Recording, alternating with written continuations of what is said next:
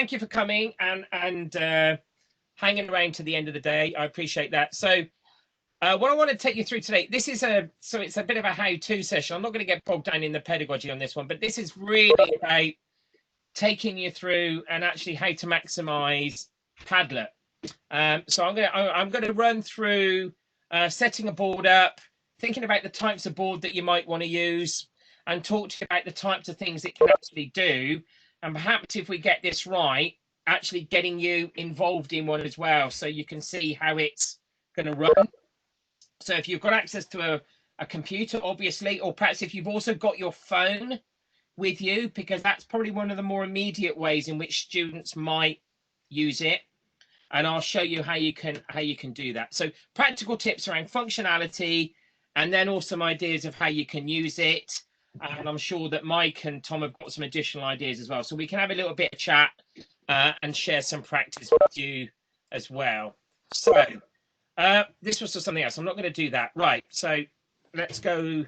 I think the easiest way, what I'm going to run through is a little bit of a checklist. So this is what I intend to cover, just so you know what we need to cover. So a Padlet dashboard where you keep all your Padlets. And then I'm going to take you through creating your own board settings and functionality. So in Padlet, students can vote on things, they can like things, you can change the backgrounds. You can also create your own background in Padlet as well. And I'll show you how to do that. And that's a nice one if you want to add some structure to the activity that you want the students to do. And I will also show you how to share and embed. So you can create a Padlet, for example, take the embed code, and you can put it on your Moodle page. So, for example, if you've looked at the homepage for the conference, the festival website, you'll see that we put a little, we've asked you to give us some feedback. That feedback's going to come through a Padlet board. And all I've done is taken the embed code and actually put that on the Google site. So it's a nice way of doing something simple, like perhaps having a feedback board at the top of the module. So students have always got an opportunity to give feedback all the way through the module. You can moderate that so comments don't go up live and you can see what's coming. And you can also edit it so students can, if depending on the level of control you want, students can go back in and play around with different things and do it. The good news is, and Tom, I will come to you if I get this wrong, but the university is moving towards a site license or a user license for Padlet, not so much a site license. So you will have access to this. At the moment, if you want to play, it's a free account. You get 3 boards, and that gets a bit restrictive. So having unlimited boards will help. Tom, have I got that right? Yes. My recommendation at the moment, because I just checked my email again in case, but nothing's come through yet from IS on that. The purchasing has gone through, so we will be getting it. Okay. What I am working out is how we are going to be getting everyone on it. As you say, site license is at the moment a little vague of how many licenses we will actually have, but I think it'll be around 1,000. So we should be able to cover off most people that would want it for teaching through academic staff and through those who do some elements of teaching like myself. What I would recommend is if you are going to sign up using your kind of work Gmail, so that if we get, depending on how it works, it should then automatically keep everything you've already got. If you sort of sign up using your personal Gmail and then want to try and transport it, although you can fairly easily actually move Padlets around, for my recommendation is if you haven't got an account yet, use your work one, and it should then tie into the university account. But like I say, I'm waiting to hear more on that later. So when we know more, I will tell you more. Thank you, Tom. Right. So, sorry, Colin. So, can I just ask Colin? Sorry, I didn't check the button. Could you just make sure everybody's mic's muted? Just so we can get the quality. That's very kind. Right. Okay. So they're the technical bits. So it's really important to know how they work. And then there's the fun bit. So we can upload images. We can get the students to upload video and audio. We can connect and vote on topics. We can embed YouTube videos in, which allows us to put in all sorts of different content. It also allows you to put yourself in. So you can create a video of yourself, perhaps giving some feedback or discussing a topic. You can put that at the heart. Sorry, it's been a long afternoon and my teeth falling out. You can put that at the heart of a board, and then you can ask students to comment around it. What I'll also show you today, because I did this yesterday for virtual field trips, is there's a really cool mapping function in Padlet. Gosh, who was that? Where students can actually put comments on a map by postcode location. So it's quite flexible and powerful in terms of what you can do, but it's also a lot of fun, and it's a really visual approach to learning. Right, so instead of doing that, I'm going to try and see, I've got my Padlet board open live. So I'm going to try and go in. I think the quickest way to do this is to share my Chrome window and go to my dashboard. So I think that I'm just going to stay on the Chrome board for the rest of the session. So Tom, Mike, can I just check? Are you seeing that okay? Yes. Yes. Lovely. Okay. So once you've created your account in Padlet, you come into this space, and this is your dashboard. So what you can see here is that I've actually created some Padlets already, and this is something I've done. So I'm just going to take you through the basics of how you do one. So very simply, at the top it says make a Padlet, and here basically it gives you a number of different options, and each one does something slightly different. So I'm not going to go through them all, because I don't want to spoil your fun and let you go and explore, but I just want to show you a couple to show you the kind of differences that you can actually get with them. So but I'm just going to start with a really simple canvas board. So imagine that I'm putting up just a blank notice board that I want students to comment on. So I then get my control panel on the right hand side, and this is where I can dictate the tone of what it's going to look like, the visual elements, and also the underpinning functionality that I want to put in it. So let's call it, we need to give it a nice title. So let's just say festival board. That's really exciting. And then I can add a subsection so that please leave your comments. Okay, now you'll see underneath that I can then, if I wanted to, pick an icon. So let's do a smiley face. And that goes in, and that will appear as if you look at the top left now, you will see that little smiley face has actually appeared. Now, in terms of address, excuse me for a minute, I've got very loud children. There we go. Shut that. Can you see here that it's put in like a really random URL address?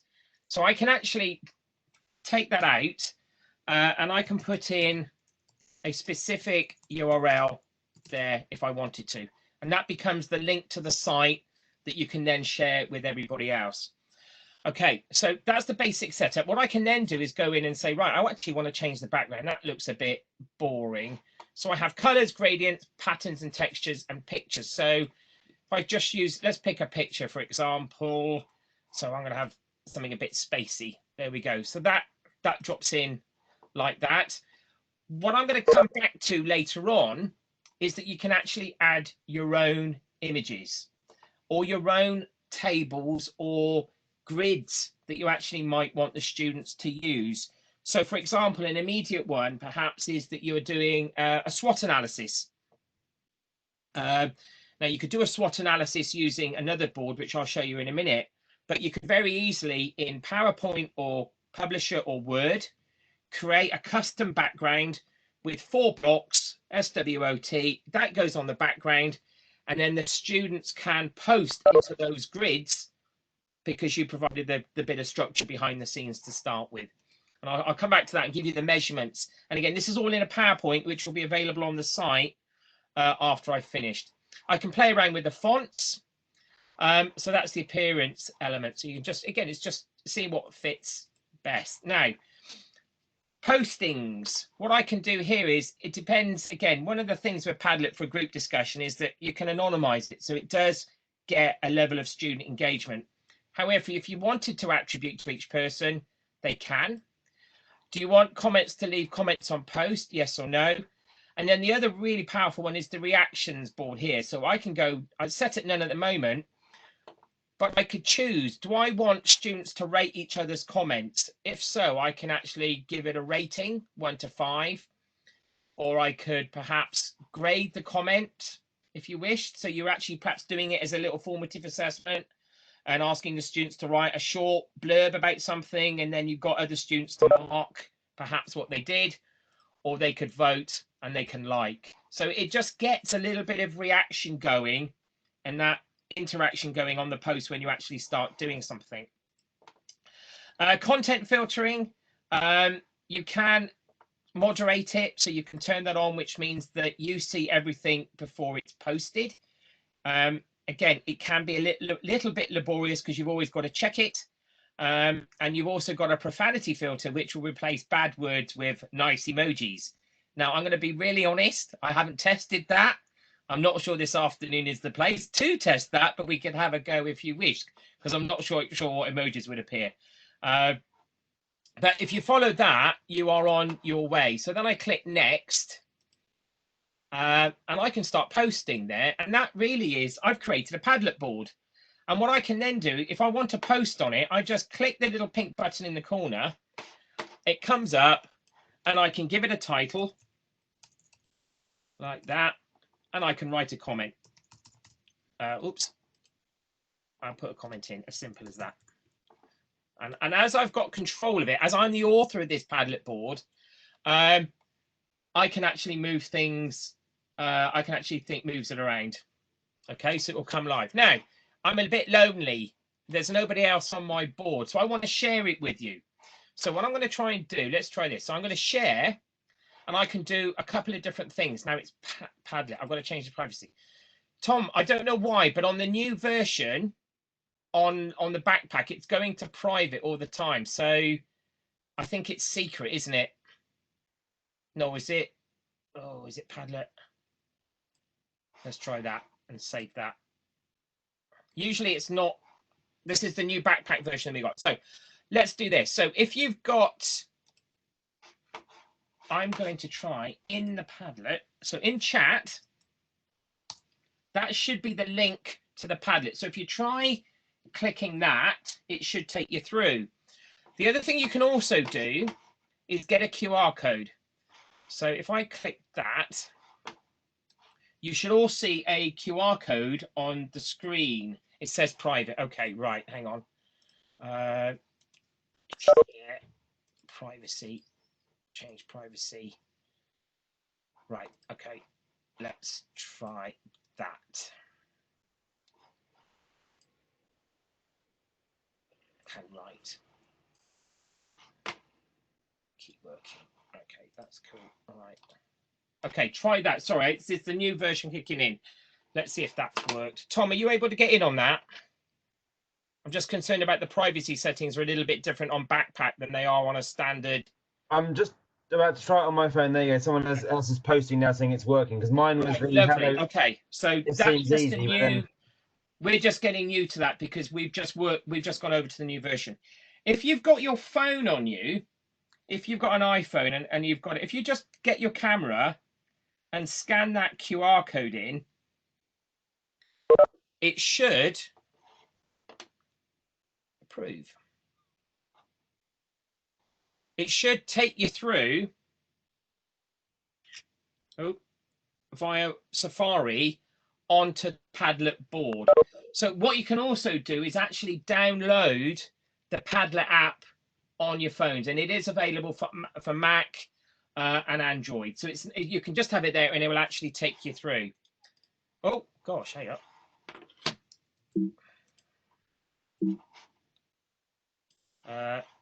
Hang on. I've just given somebody approval to do something. Who did I give approval through? Because I can't get it back in now. Ah! I've never seen that before. Oh, you and Sarah can annotate. Oh, allow to annotate. Right, so Sarah's... Now, how do I... Oh, that's interesting. I've not done that before. Right. Tom, I've got a slight problem. I've got annotation control because I've given it to somebody and I want to come out. Oh, there we go. Done it. Right. Okay. Yeah. Now, as you can see, Tom's 2 steps ahead of me. So when you click the button, if you're doing this on your computer, you're all putting things in. So if you click the button or click on the screen twice to add something in, along the bottom, you will see a couple of different buttons. So I'm just going to take you through some of these so you can see what they do. So if you click the 3 dotted one at the end, it allows you to upload a file from your computer or from your phone. So you can just put an image online, and that's what Tom has done.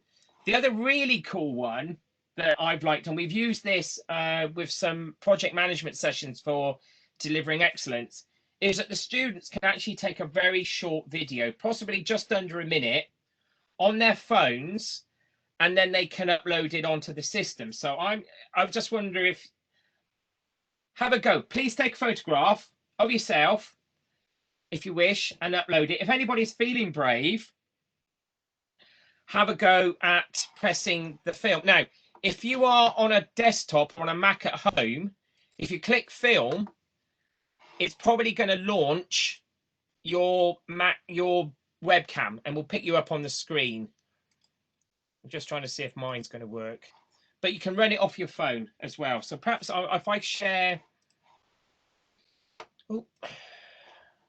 opening my video booth, it doesn't like it. So let's share that. Let's do I'm just going to share the QR code again. And I'm going to take a photograph of that. That's going to open there. I'm going to click. I want to go there. I'm going to click the buttons. I want to take a film. And I'm going to do that.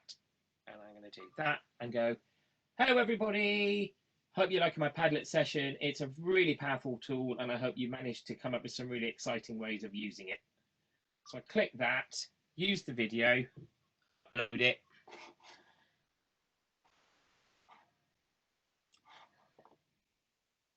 There, you see, now we're on our way. So mine's coming. So now you will also notice that perhaps if you're doing it on a mobile device, it's getting a little bit noisy. So you have control as the originator of the board.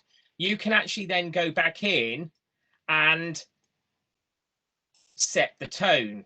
So what you've discovered is perhaps one of the limitations of just the canvas board is it gets a little bit messy. So there is an answer to that, and I'll show you it in a tick. But I can just move things around and just tidy it up as they actually come in. Okay. Now, the other thing I can do is I want to make a comment on the cooking on gas that you can see there. So I come in. Excellent. Very smart. Okay. So look, so I'm going to I want to make a comment on that. So I double click and I say, or let's do this. I like your tie. Okay. So that goes in. But what I do there is I want to link that to that comment. So I click the top 3 buttons and you'll see it says connect to a post. And it says, right, which post would you like to connect to? And I'm just going to go there like that. And then I can move that up there. So you can put comments in the middle. I did this last week for recruitment and to help them with the personal statements workshops that they run for students. And we put a personal the idea was we put a personal statement in the middle. And then the idea was that the students were then, the learners were putting comments around the outside of the personal statement to show whether, just getting some feedback about what was good and what was bad about the statement that they'd actually developed. I can't resize it. No microsize. Can you just move around? Where are we? I can't resize it. No macro view of the whole board. If you've got a Mac, if you just magnify it down on the web browser, it will zoom in and it will zoom out, so you can squeeze more in and more out as you actually go through. So there you go. You're using just a very simple canvas board, okay, to post things up. So it's thinking how you actually might actually use that. So I'm just going to click that, double click anywhere I like. So you can upload a photograph. You can also put a link in. Now this is quite good as well. So if I put a link in, So I can put any link in. So I could, let's put the university's email in. And what it also does, it picks up the home page of that website as well. So it's quite visual. If I did it again, I need, Tom, have you got a YouTube link that you could put in the chat for me? Something funny. Or Mike. So I'm a bit like Paul Daniels with 2 Debbie McGee's this afternoon. So we could put a YouTube link in here. And that YouTube link would then play on the canvas so students can actually see it. Yeah, so again, think about when you start doing this, think about how the students might actually be using it. It does get a little bit cluttered on your phone. So I'm just gonna get closer. right, oops, let's go back to my Google Chrome.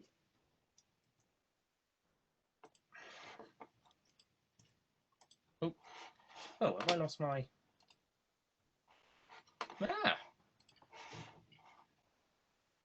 right. So if I put my URL link in there like so and click save, there you go. So you've now got a board, and you can actually, if you just drag that out, if you drag that, will resize. It should resize. There we go. If you just drag it sideways, it does resize a little bit. So you could put a YouTube video in there. Like I said, it could be you know, your own video of you actually talking about something. It's in there. How would anybody wondering how a dyslexic might cope with this? It does get a bit loud. Is there a maximum number of people you can use this with synchronously? I don't think there is. There a limit, top end limit, Tom? Not that we're aware of. That's what makes it so good. I've run it with over 100 students at my old institution without any problems, but it might be, we need to check. That might change because we've got a license. It might be different, but we can check that. Right, so again, just look at the functionality on the Padlet itself. You can do lots of different things. And again, that will be influenced by the type of activity that you want to do and what you actually want to use Padlet for. Okay, so I'm just going to try and get back to, but as you can see, it's all getting a little bit noisy with this one because effectively your board is unstructured, but perhaps that's what you want. So I'm going to go back to my Padlet. And you'll see that the one I've created is there. So what I'm going to do this time is go back in and I'm going to create another one. But this time, I'm actually going to use a column. And I'm not going to worry about all the, I'll do next. Oops, hang on, let me just change that. Let's do, I'll just give that a name. So we call it that, made with Saga, I can live with that. Right, and we click next. Now, start posting. So what this board does, it gives you a little bit more structure in that when students place things, it's now going to be in a series of vertical columns. So what's the best way of doing it? Okay, so let's, for example, say I've sent them off to watch strengths. An episode of Hotel Inspector on Bob, because we're doing something about small business environments. And what I want them to do after watching the video is for that business, I want them to identify collectively a SWOT for that business and its operation. So I start by creating the parameters of what I actually want them to give feedback on. Okay. And then they add, they can, when you go there live, the students can then add and post their own comments under each box. And as they come in, the columns themselves will start expanding. Okay, so you can add quite a lot of content, but it's slightly more structured than a normal Canvas board because it's pre-populated and structured for you already, but it will do exactly the same thing. They can add photographs, audio, resources, and so on, just in a slightly different format in that kind of context. Okay, so again, it's just start by thinking, what would you actually want the Padlet to do when you start? Okay, Tom, Mike, is there anything you'd like to add at this precise moment? Any comments, reflections, or anything? No, Tom's had. Mike, you still there?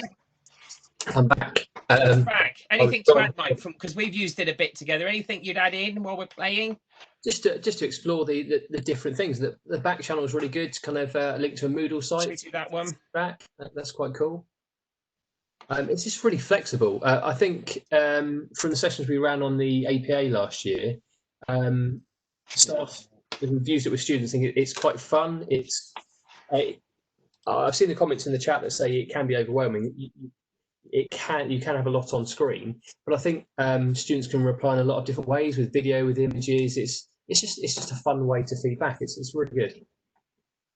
Yeah. So Anne, let's just go through some of the questions before I show you some others. So Anne's got one really good one. So could you give students a link to a Padlet in advance of a session and they ask them to add topics?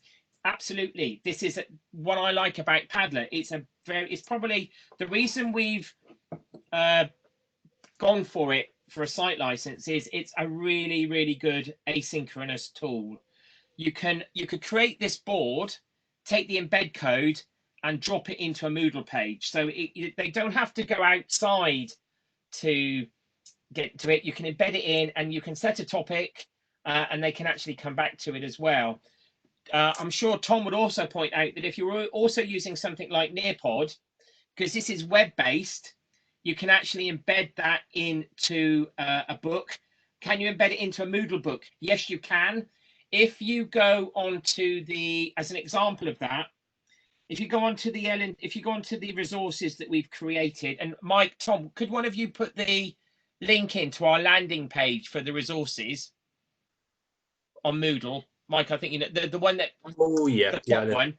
If Yep. you look through some of those resources, I know in my active blended learning workbook that we've created, I've done exactly that. I've dropped in a Padlet and asked people to comment on it, and that will build as people keep adding to it. So yes, you can. The other thing you can also do is PowerPoint. When you're using PowerPoint, if you go to the insert option at the top, PowerPoint's got a little get in option. And if you click that, you can actually add a web viewer. And when that web viewer comes up, if you type in your URL for your Padlet, you can actually embed that Padlet in your PowerPoint as well. So it integrates really nicely into other bits. Now, I just want to come back because I'm concerned about Sarah's comment about dyslexia and perhaps students finding it overwhelming. So Sarah, let's find you. I just want to show you something that you might find a little bit easier. So Mike, I'm thinking a stream perhaps, because I think it controls the content a little bit, doesn't it? So colleagues, what I'm going to ask you to do, just so you can see this working, I'm not going to be elaborate with it, but I'm just going to ask you to contribute to this one, and then you can see what it looks like live. So if I do that, behave, close, share. It's done it. It's doing this. This is a real. So it's secret, and they can write, and they can come in. Okay. So it would appear that privacy bit is a feature of Backpack. It's extra security for schools. Right. So copy link to clipboard. Okay. And we click there. Right. So if I can ask, if you could follow that link in the chat and just start posting on this Padlet, you'll see how it differs from the first one as your replies come in live.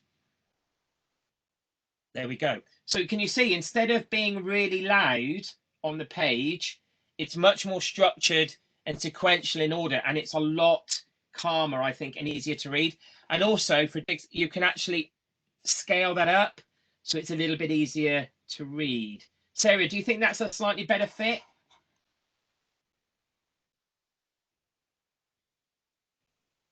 But again, different things. This is almost a bit more like a Twitter feed, but it will do the same thing. The same functionality will apply, and students can upload all sorts of different things. I dread to think what that was. Missed that. Who was that? Okay, there we go. Oh, Dennis the Menace. There we go.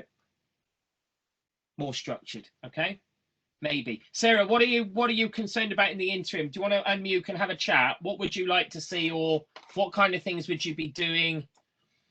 And then perhaps we can find something in Padlet to perhaps give you the answer that you're looking for.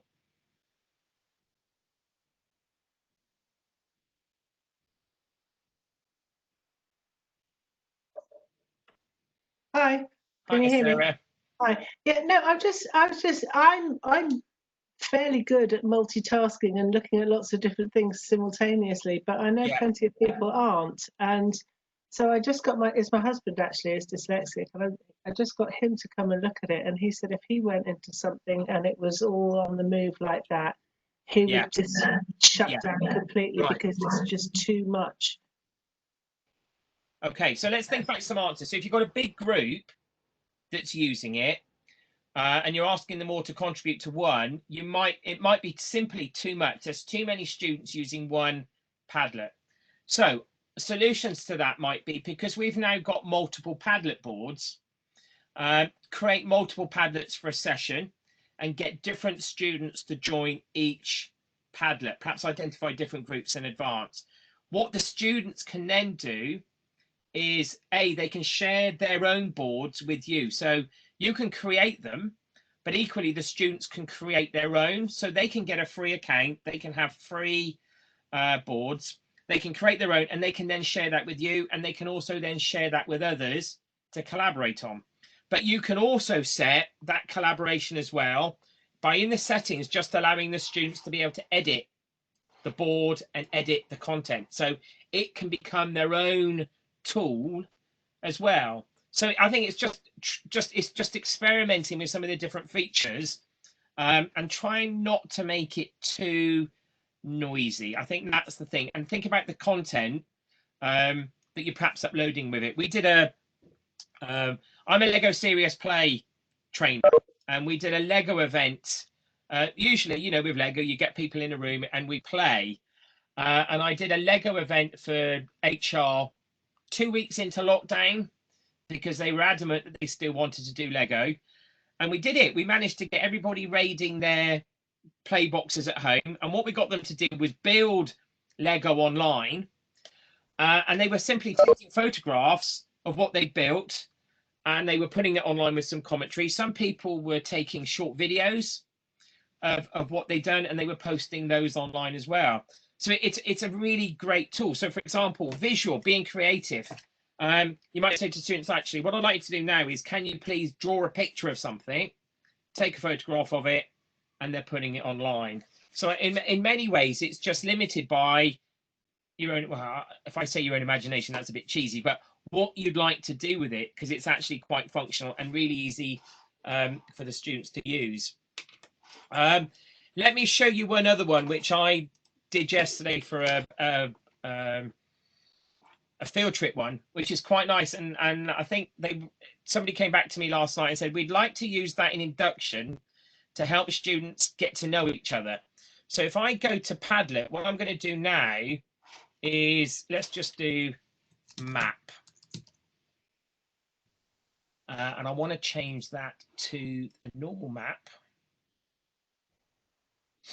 And click next. Okay, start posting. Right. So this was an example yesterday I gave of a potential field trip. And I want to do some field work. Or let's do it this way. I've got a group of students on a module.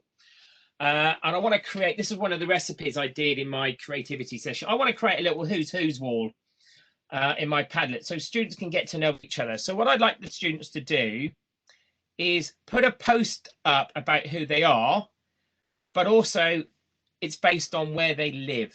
So all they do is they click add, and they put in where they're at. So I'm going to, I live in Aldwick, so I'm down the road, so I'll go there.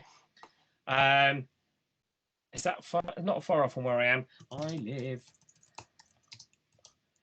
I live by the sea and enjoy kayaking. Okay. And I just post it up. And then you get all the students in the group to do that. And you end up with kind of like a myriad of, I call it a wall of where people are. So another on a canvas, you could do that with a who's wall, and you just ask the students to post a photograph and a little comment on they are. This one I was illustrating yesterday for like a field trip opportunity that you might want the students to go out into the real world as part of a field trip, which you can't do collectively. And you're asking them to capture, let's say, different types of architecture. So they can go for a walk, they could perhaps video it and put it on this map, or they could take a photograph and then on the map, pin and post to where that photograph was actually taken. So that allows it to be really dispersed across a particular area. But if you've also got international students joining us as well, that perhaps aren't with us at the moment, then you might find that they've posted somewhere else. And so students have to look a little bit further afield, and you can actually just drag the map around to see where different people are. And that one went down really well yesterday in the fieldwork session, because it's a nice one of just allowing students to get out and explore their area as a potential for field trip, and then post stuff up. But again, all I'm doing is just taking advantage of the functionality that's actually in there more than anything else. You can link out to other using the URL. So we talked about videos. You can link out to other bits and bobs that we've created, anything that's web-based. So when you think about what we've given you this week, you know, you've got Vvox and Nearpod and Padlet amongst all the others. If you start thinking them as a little suite of things, they all start linking together to form a collective whole of what you might actually be able to do with it.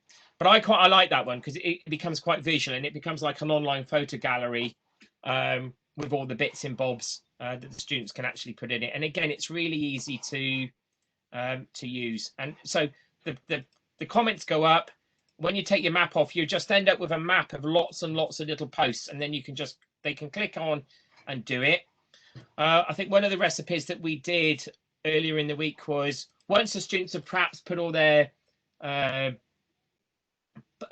post-its up, you then can go back in and do a little quiz, because you've gone through and read them, and then you do a little quiz and say, right, you need to, which person lives here, which person has got green hair, or who's who type quiz. So you can add additionality onto it. Okay, right, I'm going to go back because Phil has asked, no, Heather, can you create folders of Padlets? Heather, you can.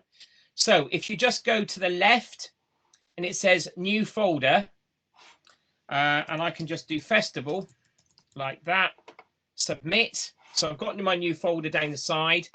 In the dashboard, all I do is click the button and it says add to folder. And I can drop it in there like that. So if you're creating more than one, it's really easy to manage them. Okay, right. Mike, Tom, is there any others? What about, should we do a timeline? Should we do a timeline? This is another nice one.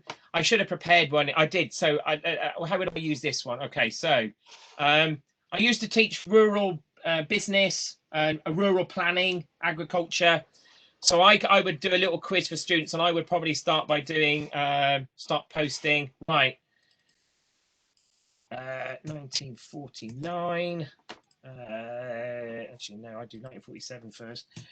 1947 Agricultural Act, 1949 National Parks and Access to the Countryside Act, 1968 Countryside Act. So what I'm doing here is, if this was my rural module, I've put in now key dates of policy decisions. So what I can say to the students is, I've put in the key dates. What I'd like you to go into now is go in and add the specific policy that came out at that point and its relevance for rural planning. Okay. The other thing this is also good for is we were doing this for personal statements. And also, if any of you, if I ever see any of you for, and I hope I do, because I look after fellowship. So if you ever come and talk to me about applying for fellowship, or you want senior fellowship, one of the things I might say to you is, you perhaps need to plan out your career path to start thinking about the types of experiences that you've had around learning and teaching. So, for example, if I was to do that for me, I could say, right, that's 1989, that's my degree, done. And then it would be, let's go in, and I'm giving my age away here. So 1992, that's when I start my PhD. Okay. Actually, I missed one out. 1991, job at Gloss, like that. So I can start, oh, not Gloucestershire, University of Gloucestershire, that goes in like that.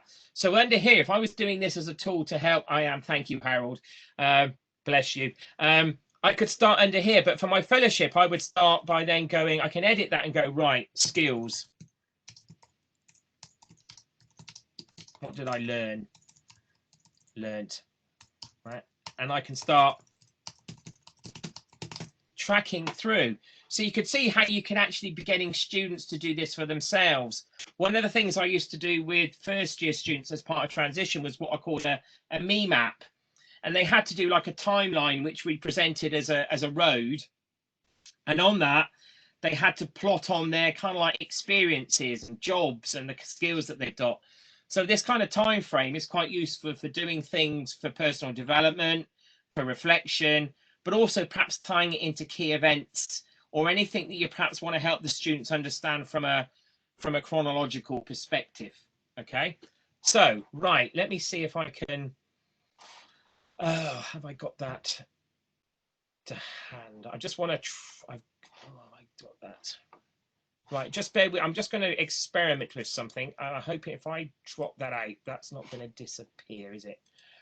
I wonder if I've got it. Right, you're still seeing my screen. I'm going to drop out of that. Swap grid. I've got it there. Right. Okay. So I'm going to create a new board, and I'm going to do a canvas. But I just want to show you this time. Again, I'm not worried about the background because I'm going to replace it. But let's do this. So I'm just going to go to modify, and under wallpaper here this time, if you can all you are. So if I go there and add your own, I'm going to upload an image that I've created. So I'm going to pick the file, and I have got in here somewhere where is it?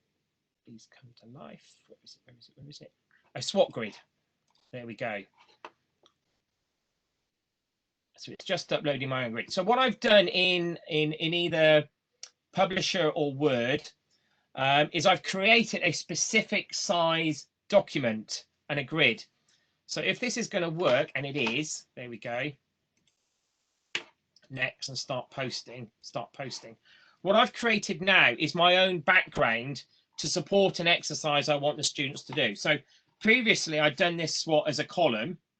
What I can now do is actually, because this is in the back, I can say to the students, right, post your observations around strength. So they can then go in and post their comments in that space or ever. So they analyze the situation and they're parking their comments in a particular zone because I have created that background for them to start with. Okay.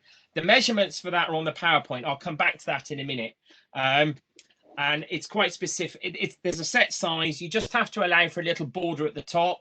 But once you've got the measurements right, and you can do it in a PowerPoint just by using custom size, you can actually create your own backgrounds to facilitate that discussion you perhaps want to generate with the students through their own activities. Tom, Mike, have I missed anything really obvious? I think I've covered both of the checklists. Is there anything from your side that should be covered? No.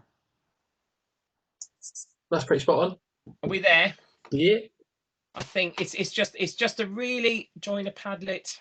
Oh, I've got a good one with remember that live rubric I created a while back? That was quite fun. Have you got it there, Mike? Yeah. Would you like to share it? Yeah, I'll drop it in. Or do you want control? Yeah, go for it. Yes, that's good. Hang on. While Mike finds that, I've just put some bits in the chat. From what I can see and Googling feverishly over here. There is a difference between Padlet Basic and what we now have under what they call the backpack banner for Padlet. So I've emailed them to try and get some answers. I have found where to change the default privacy, so it's no longer default private. It will be default secret, I think. I can change it to institution again. Let me know, and I don't mind making the change. It's just there. I don't have the option to make it public like the standard Padlet Basic would be. So I will get some answers about how we might use it, and then disseminate that down. Maybe and again start running some training sessions with Andy about this going forward. Richard, before Mike goes in, let me just answer your question. It needs to be a JPEG format. Can you not just resize? You need.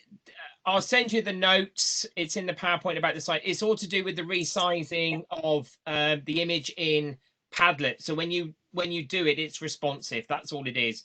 I'll send you the limits. You can also go on, if you just type Google standard size for Padlet backdrop, you can put your own things.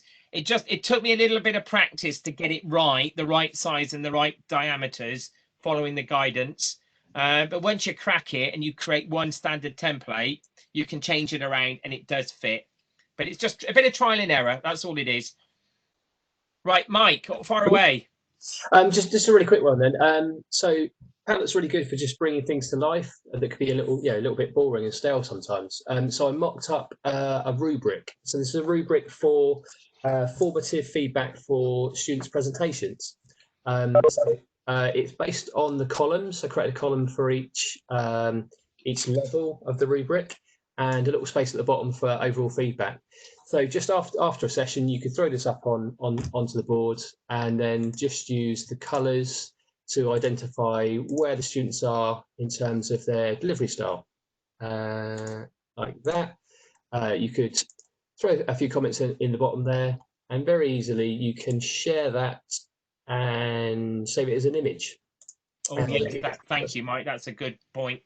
There's some fun. It just kind of preserves the whole board, especially when Andy was showing quite large boards with a lot of content on them. Image works a bit better than PDFs because it just generates a nice image that you can zoom in and zoom out of.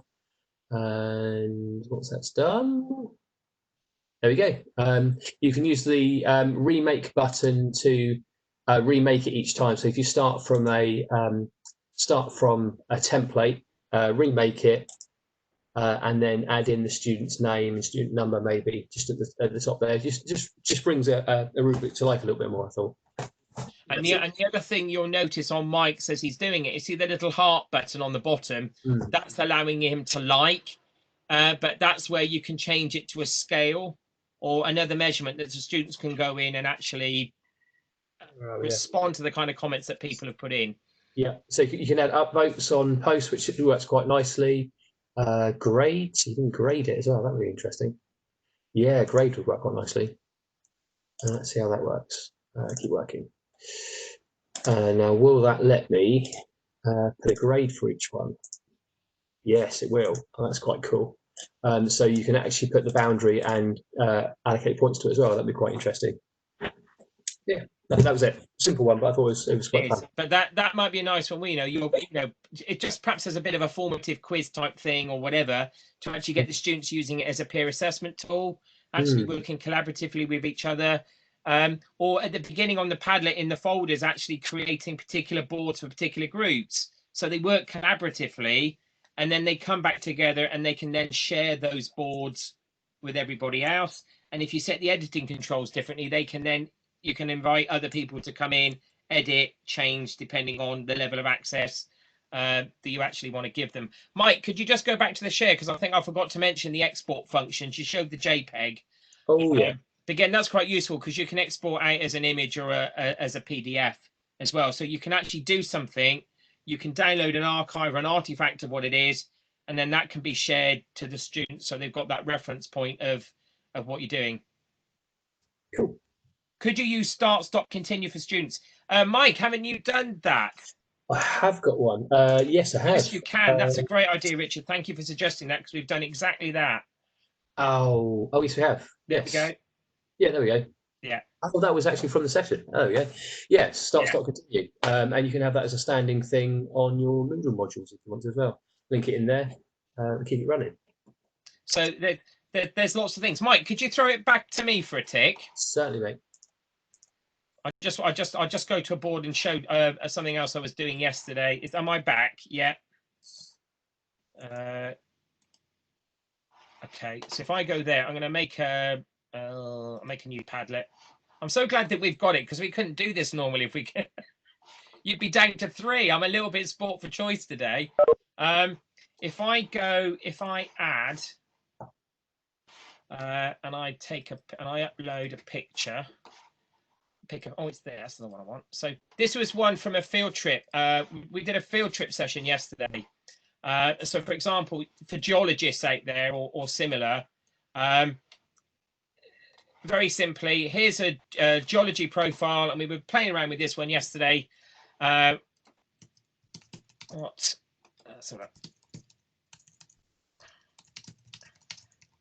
very simply, what are you asking the students what they're looking at? So the students have to come in and define the different rock strata that they're actually looking at. So they would come in and perhaps, well, that's chalk. That goes there. So that's linked to that one. And it's the whole group can actually dip in. What I can then do is the lecturer that's given the assessment is I could do a little 1 minute. I've got it all pre-prepared, ready to go, because I've done this in order. I've now got a little bit of feedback that I could embed underneath as a video saying, congratulations, well done, everybody, for having a go at this. And then I can say, look, this is exactly what you're seeing. We're looking at this, this, and this. So you can create a base tablet where the students can come in, they can experiment, and they can have a go without failing. You can then come back at a fixed time later, because the ones we've done on our workbooks, the beauty about Padlet is that it just stays there. So you can set an activity and you can say, right, what I'd like you to do on this Padlet is do this. And you say, you've got 48 hours, then this needs to be done by X time. At X time, you come back and you're then adding a little bit of extra feel. You're perhaps doing a video to explain what they've done and then what they've got to do next. You could have another Padlet ready to go, and you can hyperlink, I think, from one Padlet into the next one. So you could use Padlet as a sequential set of activities, building up each time, again, depending on really what you actually wanted to do and how you actually wanted to link it together with other bits of kit. But again, what I'm stressing is it's a fantastic tool. It's got loads of functionality. It's really intuitive. But start by thinking of the design. What is it you want it to do, and how's it going to add value? It's a great tool, but we're not saying you have to use it.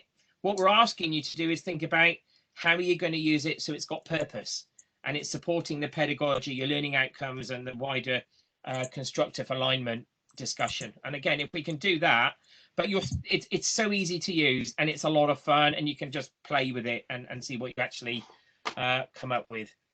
I'm just looking for the. While I have a captive audience, can I ask a favour of someone that would like to try Padlet from the university, please? That doesn't already have a license. I'm going to paste in the chat. Oh.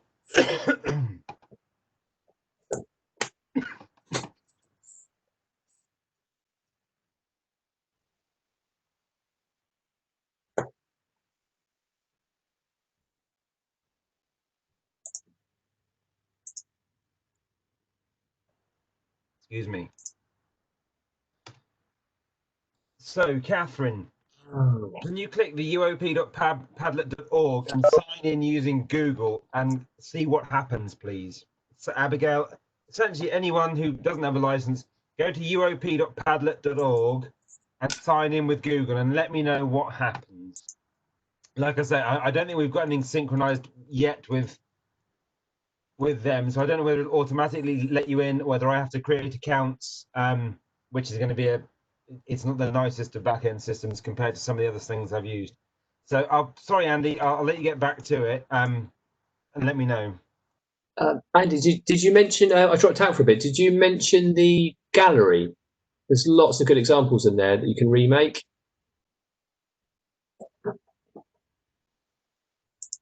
Oh, you're on mute, mate. Are you seeing my Moodle page? Yes. Right.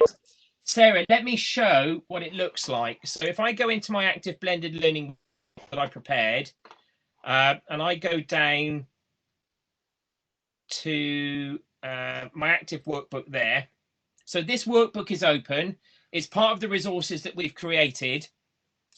And it's just there. It's standalone. And colleagues are coming. And this is the stuff that we've actually created to help you through. And this is open. And what's happening is staff are coming in. They're working through sets of activities. And they are leaving comments here. And as somebody comments, that wall is just simply evolving. It's developing all the time with the content. And everybody can see everybody else's posts. That's the beauty of it, that it helps that conversation evolve. So they've done something there, and they've put their first, this is the beauty of this one, they've put their first comment in. I've asked them to think about what ABL is at the very start. And they work through the activities. So they go to the end of the book. Again, just showing off, well, this is the stuff that you can come back to. And then what I've done at the end is put the same Padlet board back. But what you can do is that you can go back to what you've posted and you can edit it, or the students can add to it. So you could set something, right, what's your understanding at point A, run through a series of activities, and then go back to the same board and actually then ask them to post how they think their thinking has changed. So you can use it to really demonstrate thinking and how that evolves. So again, it's just a case of what would you like to do with it? Be creative. Lots of opportunities for coming left field with it and really doing some very clever stuff. Again, I'm just trying to get back. Oh, I've done it now. Oh, come off. All right, dashboard, it takes me back to that. So hopefully you're seeing that again now. Okay. Just to come back, are you seeing my Padlet there, Mike? Yes. Check. Right. So if we go to the gallery, again, just for some inspiration, you can just scroll. Should we do David Bowie's greatest hits? Why not? It's good. There we go. So it's a bit like that. Now, it's a very visual tool. So you can create gallery. You could get a student to create their own gallery of images. If you're doing, let's pick a topic, architecture. If you're doing art, they could create their own gallery. In that respect, it's a little bit like Pinterest. They're actually putting images up on a board, and I think people have actually linked linked to Spotify into that as well. Should we see if we can find another one? Gallery. It's a bit like Tony Hart, isn't it? Right. There's an org chart one which we've got quite handy for HR studies and things like that. Where's that one, Mike? Third row, second column. Oh, chart. Thank you. Bit bland, but yeah, it's useful. Yeah, there we go. And that one is just simply lots of individual comments that people have actually linked together. As simple as that. Yeah. Oh, architecture. Brilliant. Catherine, in architecture, you must know Risto. Not Risto. Oh. Can't remember his name. He's been doing his fellowship. But in architecture. Guido. Sorry? Guido or Costas? Costas and his sketchbooks. Okay, yes, because he did drawing as his PhD. That's it. So I've been working with Costas. He came to one of these early sessions for Padlet, and what he's now doing, he's getting the students to draw in their sketchbooks. But what he's getting them to do now is photocopy or take a photograph of those sketches, and to share them, he's actually putting them up on a Padlet. Brilliant. He teaches communication fundamentals, and I've been teaching with him a little bit on that, only at the beginning.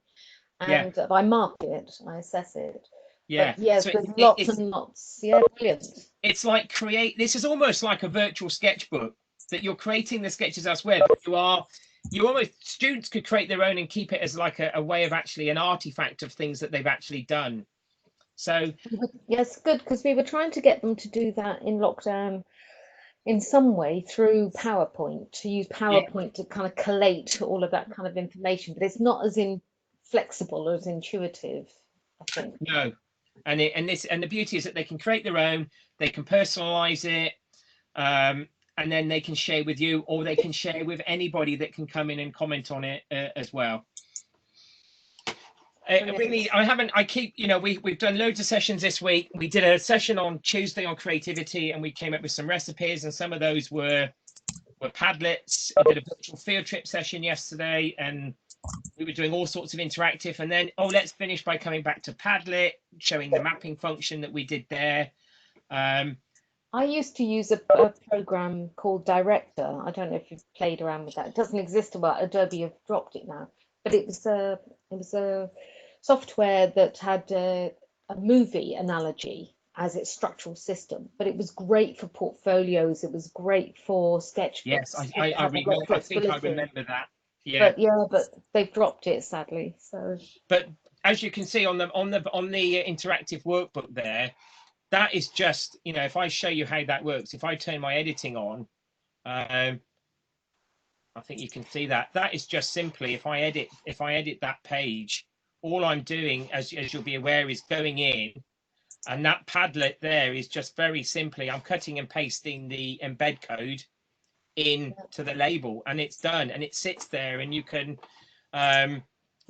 imagine this at the top of your Moodle page as a feedback wall or a comment wall, so the students can always, I really enjoyed that session today, I'm going to leave Andy a comment, or I'm struggling, Andy, is there any chance that you can do that? Now, what you can do in that instance, because students might not want everybody seeing their own comments, that you can moderate it, and that way you kind of like, what's the word I'm after? You intervene before they actually go live, so you can see what's coming. So to have that up and at the top, it just gives the students the confidence that you're there. You need to reply to them, but you can actually reply to them on the board as well. So it's perhaps a slightly more visual way of doing a forum in Moodle. Again, depending on what you actually want to use it for. But we haven't stopped coming up with ideas for it yet. So if any, please.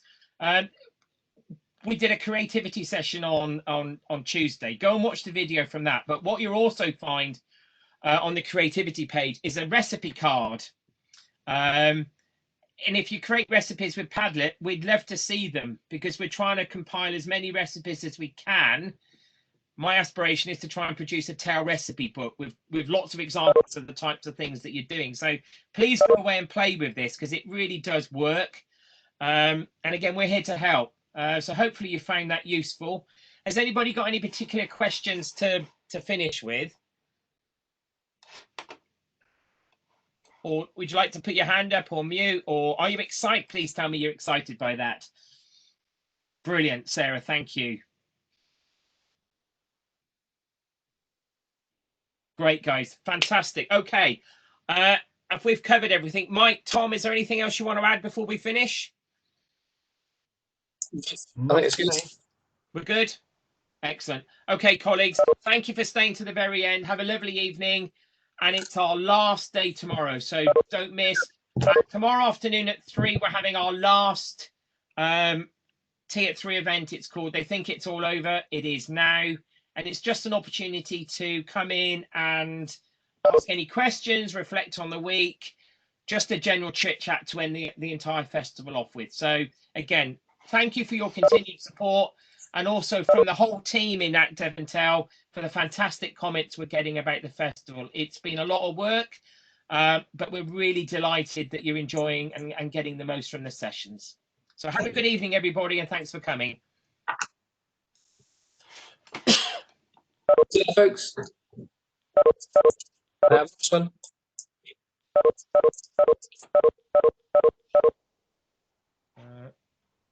Feel free to email me directly if you're interested in this. I can add people in the back end that way. It's just not very nice. So I just hope they can sort that out for us. Tom, that would be really useful for me. I've got a teaching session next week. I might like to have a little go. Yeah, send me an email. I'll try and fit it in tomorrow for you. Thanks, Tom.